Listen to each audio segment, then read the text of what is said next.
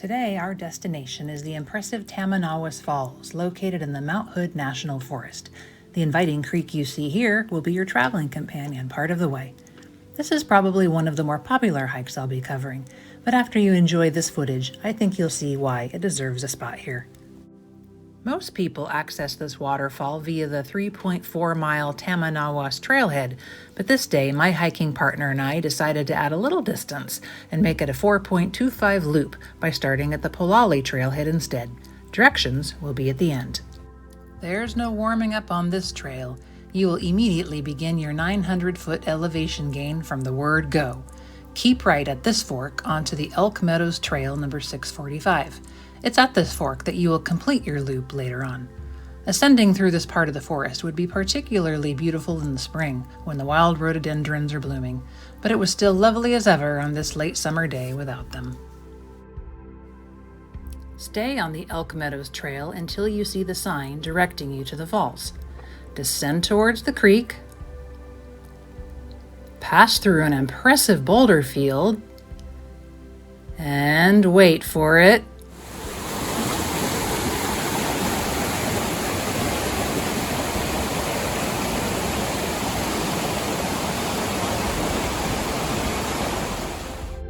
Forgive me if I overdo it on the waterfall pictures, but this plunger is spectacular. Cold Spring Creek drops 110 feet in a wide curtain, creating a refreshing spray for those who venture close enough. If you're game for a little boulder climbing, you can even get a view from behind the falls, which of course I needed. But even on a weekday, we had to wait our turn. I think you'll agree that these shots need no further description.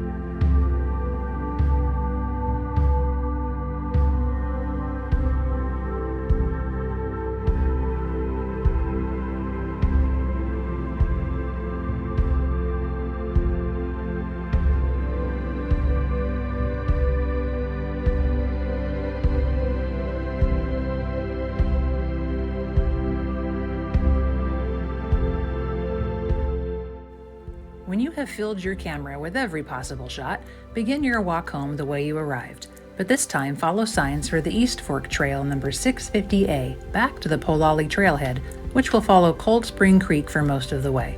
As you can see, it's incredibly beautiful through here, with many spots to sit by the water and enjoy another break. You will cross the creek twice on this route, both on sturdy bridges, and eventually climb up high again above Highway 35. But what goes up must come down, so your final stretch will descend back to that first fork you encountered earlier in the day. I give this trail a 4 out of 5 pine cone rating. The location is great, the scenery is out of this world, and the elevation gain is just enough to make me feel I had earned the right to devour an entire bag of chips on the way home. The only thing that made it less than perfect was the crowd at the end. I don't blame people a bit for wanting to visit, but it does affect my overall enjoyment. To get here, go south on Highway 35 from Hood River and travel about 22.5 miles. The parking lot will be on your left, and you will need to cross the highway to start the trail. There was a porta potty here when I hiked in August.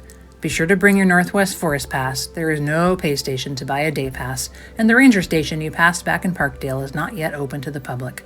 I would advise against attempting this trip on the weekend, unless, of course, you like standing in line to see a waterfall. Happy hiking!